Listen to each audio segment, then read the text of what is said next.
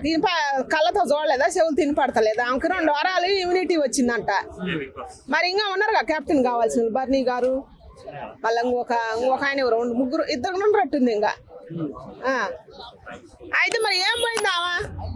ఇప్పుడు ఆమె కోసం అందరూ సపోర్ట్ చేసి కెప్టెన్ చేసారుగా. మరి ఇప్పుడు నామినేషన్ చేస్తే గొడవ పెట్టుకోవాల్సినంత అవసరం ఏంది? అసలు మామూలుగా బేబచ్చం గొడవ పెట్టుకోవాలి తనుజాను దివ్య. టార్గెట్ చేసిందా తనుజని? టార్గెట్ చేయలే, ఏం చేయలే. నామినేషన్ తోటి దాంట్లో ఎందుకంటే నీకు 2 వారాలు ఇమ్యూనిటీ ఉంది కదా అని దాని పరంగా పాయింట్ చెప్పి చేసాను. చేద్దాం, తీసుకోలేకపోతుంది. కావాలనే వాళ్ళకి లోన్ ఉన్న వాళ్ళకి ఎట్లా తెలుస్తుంది, బయట ఉన్న వాళ్ళకి మనకు తెలుస్తుంది. కానీ మనం అట్టయితే తెలుస్తుందేమో. తెలిసినా కూడా మరి కష్టపడి గేమ్ ఆడే వాళ్ళు ఎటు పోవాలి? కష్టపడి అందరూ ఆడుతున్నారు కదా.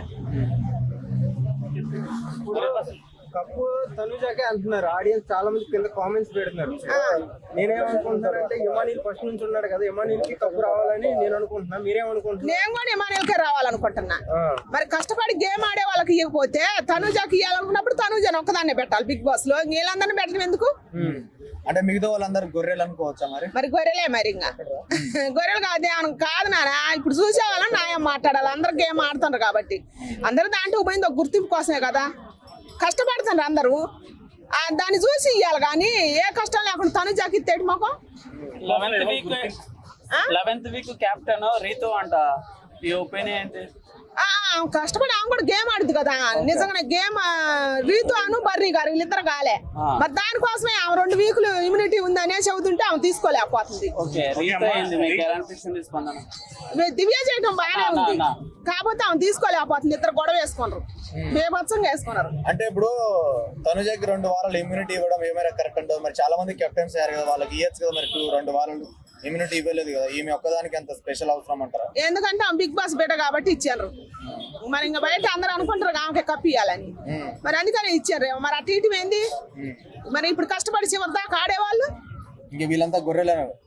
మరి ఇంకా అంతే కదా, బయటలో అనుకోవాల్సింది అది కాదులే. కానీ న్యాయం అయితే బిగ్ బాస్ కష్టపడి ఫస్ట్ కాంచి ఆడేవాళ్ళు అందరూ ఒక గేమ్ కోసం, ఒక గుర్తింపు కోసం వచ్చారు దాంట్లోకి.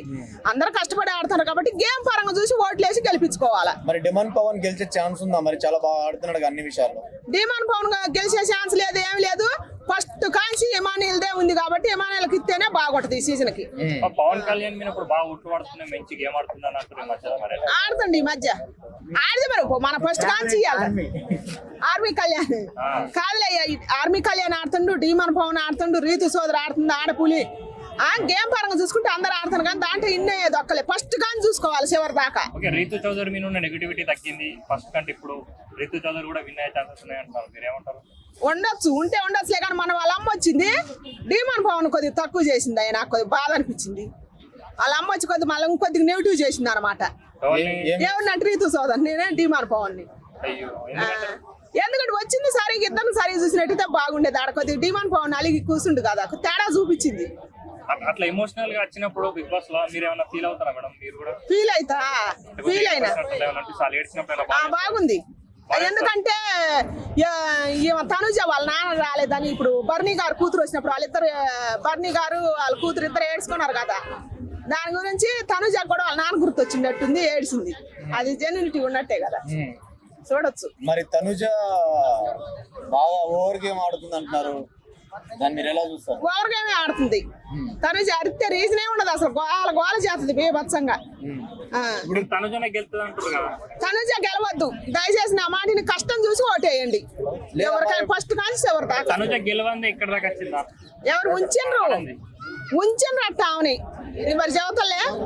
అమ్మ ఇప్పుడు రీతు చౌదరిని పులి అన్నారు, పులి బిడ్డ అన్నారు. అవును. మరి తనుజ రీతు చౌదరి గేమ్ ఆడుద్ది కష్టపడి. తనుజ గేమ్ కదా, అందరికాడ సపోర్ట్ తీసుకుంటుంది. ఈకు గేమ్ సొంతంగా ఆమె ఆడలేదు, అందరి కాడికి పోయి అడుగుద్ది. నేను అడగలేదు అంటది, అందరు సేఫ్ అని అంటది. అందరు సపోర్ట్ తీసుకుంటది, తీసుకోలేదు అని చెప్పుద్ది. మళ్ళీ అందరు సేఫ్ అంటది. పులి రీతు అయితే మరి ఏమేమైతే మరి పిల్లే రీతు సోదరు ఆడ పులి అయితే తనుజ పిల్లి. మీరు భయపడతారేమో కానీ నాకేం భయం లేదు. ఈ వీక్ ఎవరు ఎలిమినేషన్ అవుతారండి? 11th వీక్ ఈ వీక్ అసలు తనుజ అయితే బాగా అనిపిస్తుంది నాకైతే హౌస్ లో బీభత్సమైన గొడవ చేస్తుంది ఆ, బిగ్ బాస్ మొత్తం ఆవిడదే అన్నట్టు ఫీల్ అవుతుందని అంటే అదే మరి బిగ్ బాస్ మొత్తం నా కట్టుకొని హౌస్ లో ఉండాలి కూడా భయపడతారు నామినేషన్ చేయాలంటే అందరు సపోర్ట్ తీసుకొని ఆమె కెప్టెన్ అయింది కదా ఆ? ఆఖరికి నాగార్జున సారికి ఆమెనే సపోర్ట్ చేస్తున్నారు. మరి బిగ్ బాస్ హౌస్ లో ఇక కంటెస్టెంట్ ఉందని ఎందుకు మరి? నాగార్జున సార్ ఈసారి సపోర్ట్ చేసి బయటలో జనాలు అన్నట్టే తనుజకి ఇస్తే నెక్స్ట్ బిగ్ బాస్ ఊరు చూడొద్దని చెబుతా నేను అంతే అంట. అంతే మరి ఖచ్చితంగా న్యాయం గేమ్ పెట్టినప్పుడు అందరు న్యాయం చూసి ఇయ్యాల. ఓవరాల్ గా ఒక మాటలో చెప్పాలంటే టాప్ 5 కంటెస్టెంట్స్ ఎవరంటే ఏం చెప్తారమ్మా? నేనా ఇమానిల్లు, రీతు సోదరి, టీమన్ పవన్, ఆర్మీ కళ్యాణ్ వీళ్ళు ఉండాల్సిందే ఖచ్చితంగా. అసలు తనుజ పోవాలి బయట. థ్యాంక్స్ అమ్మా. ఇద్దరు టాప్ 2 అంటే ఎవరిద్దరి మధ్యలో ఉంటారమ్మా అమ్మ? ఎవరు వాళ్ళిద్దరి మధ్యలో టైటిల్ ఉంటది టాప్ 2. టాప్ 2 పెడితేనా న్యాయం అయితే మాత్రం టీమన్ పవన్ కానీ ఇమానిలో పెట్టాల్సిందే. డిమాండ్ పవన్ ఇమాన్యుయల్. ఆ, మరి రీతు చౌదరి తనుజ అవుటా? వీళ్ళందరూ ఒకటే. ఎందుకంటే టీమన్ పవన్ ఎఫెక్ట్ బాగా పెడతాడు, బలవంతుడని అసలు గేమ్ లోకి రానిట్లేదు. కానీ సుమన్ శెట్టి చాలా బాగా ఆడాడు. ఆయనకున్న గేమ్ ఆడతలే కానీ ఆయన స్థాయి తక్కువలేయా. ఎందుకమ్మా? మంచి వ్యక్తిలే కానీ గేమ్ వీళ్ళకన్నా ఎక్కువ ఆడలే.